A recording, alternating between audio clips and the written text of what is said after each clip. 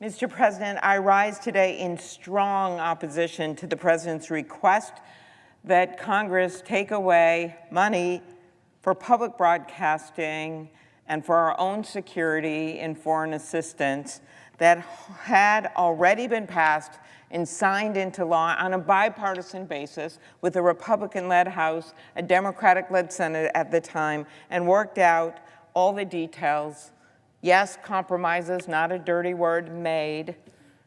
And now look what's happening.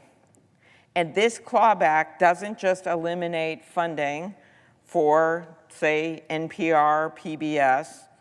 The primary impact of that part of the funding cuts is going to be on local radio and TV. 1,500 local public media stations across the country that receive 70% of this funding, jeopardizing these stations that provide local community services. Stripping this funding is an attack on these local stations, yes, but it is the communities. I know, because I know some of my communities that rely on these stations. Grand Marais, Minnesota, the very tip of our state, the tip of Minnesota.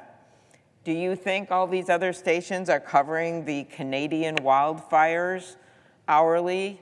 They do, because of the smoke, and people need to know the air quality when they're making decisions about what they're going to do that day or the next day. Do you think people know when on Highway 61 there's a tree over the road, or there's been a deer that's been hit by a car and No, they hear it on WTIP. Or in Bemidji, Minnesota, which has had some really, really difficult storms lately that took down so many structures and houses. They are able to get the kind of news that they need on that station. Their newspaper is now, for the most part, online, and so they need these TV and radio stations that give them the information that they need. I've had several Republicans from my state write me, former state legislators who are on the boards of these TVs. They also view it as a way of the local TV station in Austin, Minnesota. The former Republican leader in the state Senate is on the board. I visited with him recently when I was down there, and this is the place in Austin, Albert Lee area near the Iowa border, where they're able to get their unique news that gathers people together, that brings them together. And then there's the emergency alerts. Earlier this month, we were tragically reminded of the importance of this. Texas, New Mexico, the fires in Arizona. We rely on this information in local communities to know what to do and what's safe. This isn't a partisan issue. 77% of Republicans and 78% of Democrats report relying on public radio for emergency alerts and news. That's part of the reason why for a half a century we have agreed on a bipartisan basis in the U.S. Senate to invest in public broadcasting. Yet now, congressional Republicans are using a partisan process to rubber stamp the president's unchecked power and rip away these resources, despite the fact that the American people support this on a 2-to-1 margin.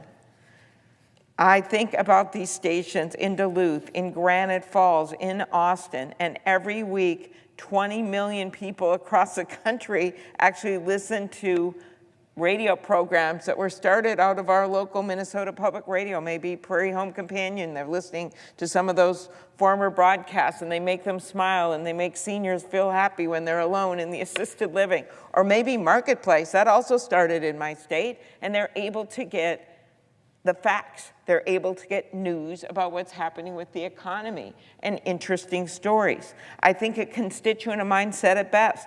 Public media serves us in many ways. We live in the middle of the country. We only watch PBS and listen to public radio, which provides local news coverage, arts programs, and thoughtful discussions on a wide variety of topics, in their words, without loud argument or obnoxious advertising. It provides information on local disasters, such as we recently experienced here in Bemidji.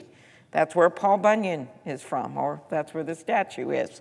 Because of the reporting done on that devastating event, we were able to learn what was happening to the people and how we could help.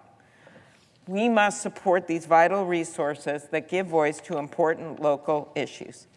In addition, the reckless cuts to foreign aid and development assistance play a critical role in promoting U.S. economic and national security by stabilizing volatile regions and decreasing the likelihood of U.S. troops being sent into battle. Helping our friends and allies, yes, it's the right thing to do, but it's also smart for us to do at home.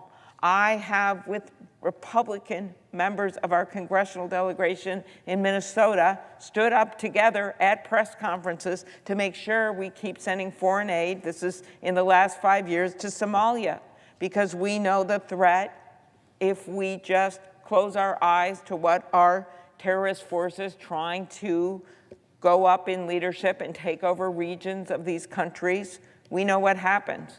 But if we just turn our back, you're going to find out what does happen. And it's not pretty, and it is not good for the United States of America. And it's certainly not good in our back and forth that we have with China and China's continuing investment in other parts of the world, whether it is infrastructure in Africa or sending food to countries in need.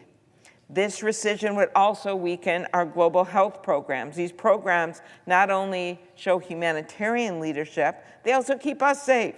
You can't just put your head in the sand and hope that Ebola doesn't come your way, which we were able to at least limit its horrific spread by the work that we did overseas. Or bird flu, we've seen what happened there. Or what's happening right now in the southern border with screwworm. We are having this debate as we are seeing the grave results of dismantling USAID. In the midst of an intensifying war in Ukraine, the rescission would also drastically cut funding from the account that provides economic assistance to our partners.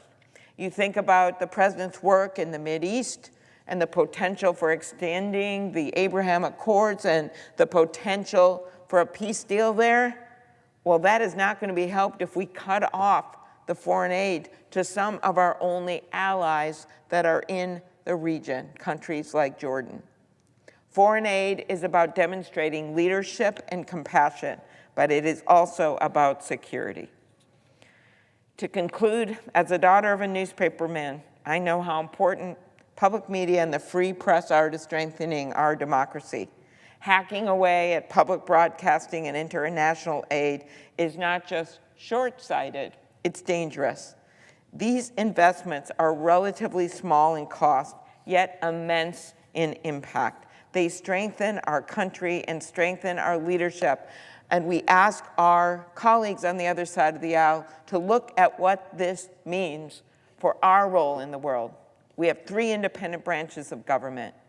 We have a process that, just as Senator Murray is here, that Senator Collins and Senator Murray showed just last week, can be bipartisan, where we agree on budget amounts going forward.